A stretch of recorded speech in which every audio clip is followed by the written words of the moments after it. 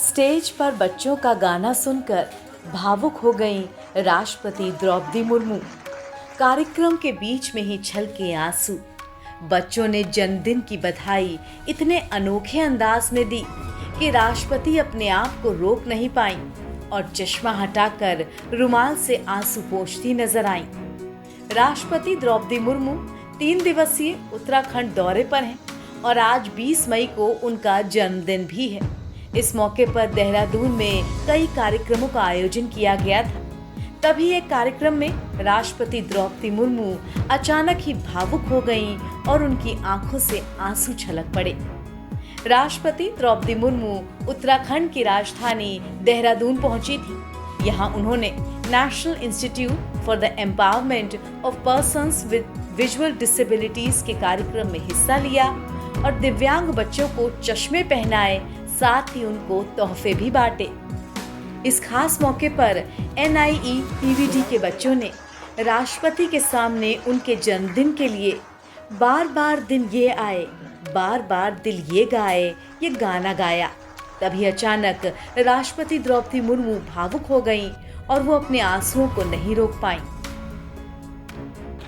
मुझे ये जानकर बहुत खुशी हो रही है कि इस संस्थान के आदर्श विद्यालय के विद्यार्थी कंप्यूटर, गणित, विज्ञान, संगीत, नृत्य एवं खेलकूद जैसे विभिन्न क्षेत्रों में उल्लेखनीय प्रतिभा का प्रदर्शन कर रहे हैं।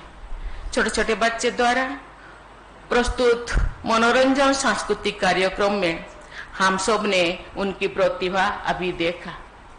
मेरे आंखों से तो पानी रुके नहीं रुका।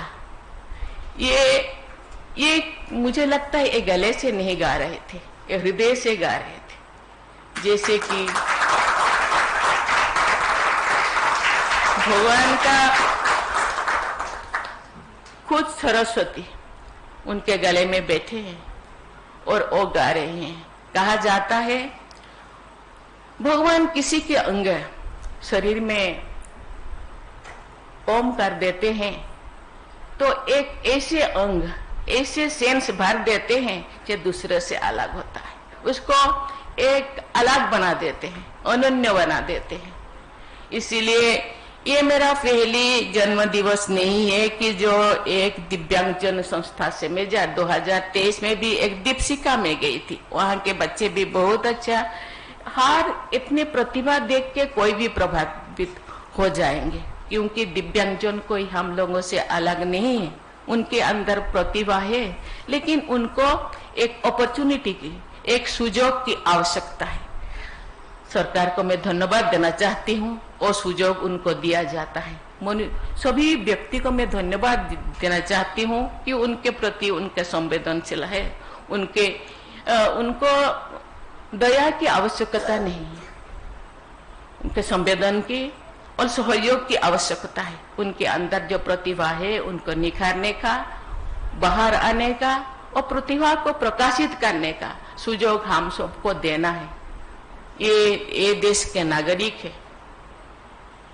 इसीलिए हम सब का कर्तव्य, केवल सरकार का नहीं, प्रत्येक नागरिक का कर्तव्य है जो दिव्यांगजनों प्रति सब लोगों का सहयोग होना चाहिए और उनके प्रति संवेदन होना चाहिए। उनको आगे बढ़ाने में केवल वो आगे बढ़ने से वो तो खुद बढ़ेगा, उनके परिवार भी सहूलियत होंगे, उनके माता पिता भी खुश होंगे और देश भी आगे बढ़ेगा। इसीलिए हम सभी नागरिकों का कर्तव्य है उनके प्रति हम सहायता करें।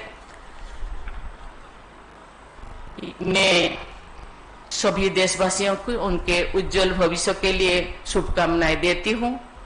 मैं धन्यवाद देना चाहती हूँ। आज बच्चे इतने सुंदर गाना गाए, मुझे लगता है ये बरकरार रखे